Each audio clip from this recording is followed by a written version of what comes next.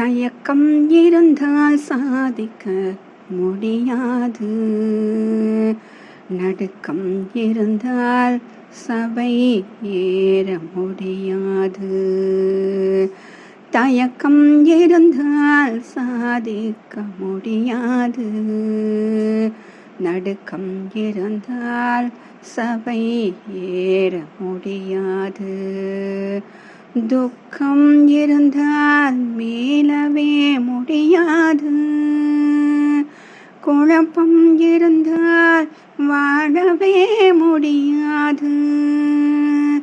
துக்கம் இருந்தால் மீளவே முடியாது, குழப்பம் இருந்தால் வாழவே முடியாது.